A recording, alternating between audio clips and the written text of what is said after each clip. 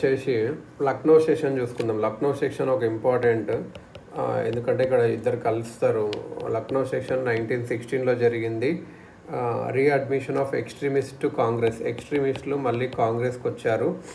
Lucknow session of ఎవరు presided over by moderate Ambika Charan Majumdar. ఎవరు had ప్రెసైడ్ చేశారు అంటే అంబికా చరణ్ మజుందార్ ఇది ప్రెసిడెంట్గా ఉన్నారు. అప్పుడు ఎక్స్ట్రీమిస్ట్స్ మోడరేట్స్ కలిశారు. ఓల్డ్ కాంట్రవర్సీ అనేవి ఇప్పుడు ఇంకా అవసరం లేదు, అప్పుడు పాత గొడవలు. మోడరేట్స్ ఎక్స్ట్రీమిస్ట్స్ స్ప్లిట్ వల్ల ఇన్యాక్టివిటీ అయింది. అని బెసెంట్ అండ్ తిలక్ కూడా కొద్ది ఎఫర్ట్స్ చేశారు. అప్పటికే గోపాలకృష్ణ గోఖలే, ఫిరోజ్ షా మాతా అయిన ఇద్దరు మోడరేట్స్ వాళ్ళు చనిపోయారు. వీళ్ళే ఎక్స్ట్రీమిస్ట్ని ఓపెన్ చేసేవాళ్ళు. ఎవరెవరు? గోఖలే అండ్ ఫిరోజ్ షా మేతా వీళ్ళిద్దరు చనిపోవడం వల్ల ఇంక ఇప్పుడు ఎక్స్ట్రీమిస్ట్ వచ్చేసారు అన్నట్టు. అంటే ఇది ఒక్క రీజన్ అనే కాదు. లక్నో ప్యాక్ట్ కాంగ్రెస్కి ఇంకొకటి ఇక్కడ ఏంటంటే లక్నో ప్యాక్ట్ కూడా జరిగింది.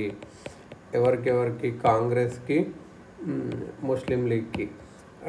ఇది ఎక్కడ లక్నో జరిగింది. ముస్లిం లీగ్ కూడా వీడి దగ్గరికే వచ్చింది. వీళ్ళిద్దరు కలిపి కామన్ డిమాండ్స్ ఇచ్చారు. లీగ్స్ యాటిట్యూడ్ ఎందుకు చేంజ్ అయింది అంటే బ్రిటన్ వాళ్ళు టర్కీకి హెల్ప్ చేయడానికి రిఫ్యూజ్ చేశారు. In the wars of Balkans and with Italy. Britain వాళ్ళు టర్కీకి హెల్ప్ చేయడానికి రిఫ్యూజ్ చేశారు. దేంతో బల్కన్ వార్స్లో, బల్కన్స్ వార్స్ ఇంకా ఇటలీతో వార్స్ ఉంటుంది ఇక టర్కీకి. సో అప్పుడు టర్కీకి హెల్ప్ చేయమని ముస్లిమ్స్ అడిగితే చేయలేదు అన్నట్టు. ఇంకా బెంగాల్ పార్టీషన్ అప్పుడు బెంగాల్ పార్టీషన్ వీళ్ళకు నచ్చింది అన్నట్టు. ఇప్పుడు బెంగాల్ పార్టీషన్ తీసేశారు, అనల్ చేసేశారు. సో వాళ్ళ కోపం వచ్చింది. ఇంకా refusal of British government in India to set up. British government వాళ్ళు అలీగర్లో ఒక యూనివర్సిటీ పెట్టాలని అంటే వాళ్ళు బ్రిటిష్ గవర్నమెంట్ రిఫ్యూజ్ చేసింది. సో అలా వీళ్ళు ఏలియనేట్ అయిపోయారు.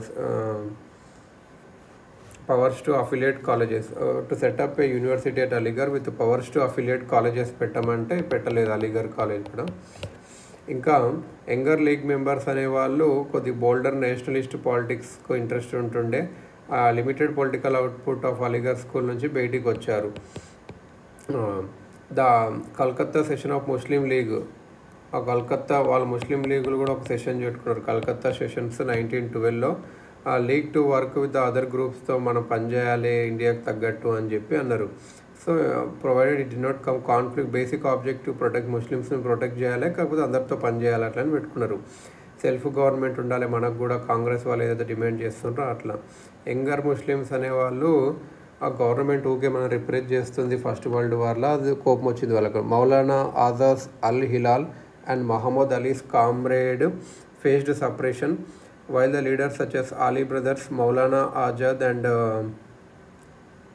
Hasrat Mohini faced the internment. This generated anti-imperialistic sentiments వచ్చినాయి యంగ్ పార్టీలో. ఈ పార్టీలో